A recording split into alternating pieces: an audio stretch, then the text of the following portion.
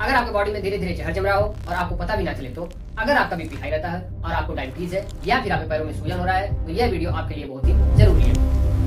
आज मैं आपको सिंपल लैंग्वेज में समझाऊंगा कि आपकी टेस्ट क्या होता है और इसे क्यों करते हैं। वीडियो को पूरा देखिएगा, वीडियो को स्किप मत करिएगा, चैनल पर नए हैं चैनल को सब्सक्राइब जरूर करिएगा। सबसे पहले आप समझिए केएफटी होता क्या है। केएफटी यानी किडनी फंक्शन टेस्ट। इस टेस्ट में हम देखते हैं कि हमारी किडनी सही से काम कर रही है या फिर नहीं। सबसे पहले आप समझिए किडनी करती क्या है। हमारे शरीर में दो किडनियां होती हैं। किडनी का काम होता है ब्लड को फिल्टर करना, बॉडी का वेस्ट निकालना, पानी और नमक का संतुलन बनाना और बीपी को कंट्रोल करना। जैसे घर का वाटर फिल्टर पानी साफ करता है, वैसे ही किडनी हमारे ब्लड को साफ करती है। इसके बाद हम देख लेते हैं किडनी फंक्शन टेस्ट में क्या क्या चेक होते हैं। हमने यहाँ पे लिख दिया किडनी फंक्शन टेस्ट। फर्स्ट हम यूरिया को देख लेते हैं। Urea kidney problem signal. अगर आपका यूरिया, आपके शरीर में यूरिया का लेवल हाई हो जाता है तो आपको किडनी की प्रॉब्लम हो सकती है। लेकिन अगर आपका यूरिया लेवल कम है, अक्सर ये सीरियस नहीं होता है, लेकिन अगर आपका यूरिया लेवल कम हो रहा है तो कभी कभी प्रोटीन कम खाने की वजह से भी यूरिया लेवल कम होता है, या फिर आपके लीवर में समस्या है तब भी आपका यूरिया लेवल कम होता है, या फिर आप पानी कम पीते हैं तब भी आपका यूरिया लेवल कम हो जाता है। चलिए इसके बाद हम देख लेते हैं क्रिएटिनिन। क्रिएटिनिन मेल में होता है 0.7 से 1.3 mg पर डीएल, फीमेल में होता है 0.6 से 1.1 mg per DL. Creatinine is the most important marker. If creatinine increase it mean the kidney are not filtering properly. यानी ये क्रिएटिनिन सबसे इंपॉर्टेंट होता है। अगर आपके शरीर में क्रिएटिनिन बढ़ा हुआ आता है या फिर आपका क्रिएटिनिन रिपोर्ट में हाई आता है तो आपको तुरंत समझना चाहिए कि हमारी किडनी ठीक से फिल्टर नहीं कर रही है, अच्छे से काम नहीं कर रही है।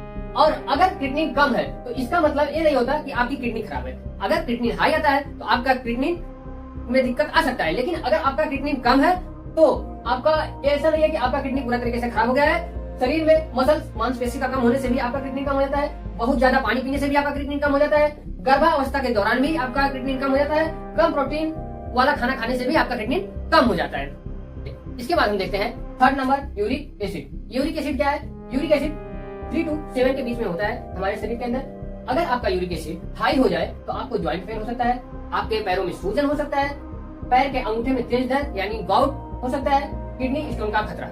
अगर आपका यूरिक एसिड बढ़ा हुआ है तो आपको ज्वाइंट पेन, सूजन, पैर के अंगूठे में तेज दर्द होगा, किडनी स्टोन का खतरा भी बढ़ सकता है।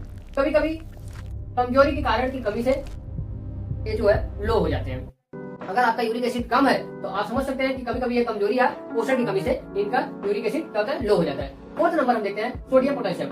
बॉडी का सॉल्ट बैलेंस बनाता है। सोडियम पोटेशियम हमारे बॉडी में सॉल्ट को बैलेंस बनाता है।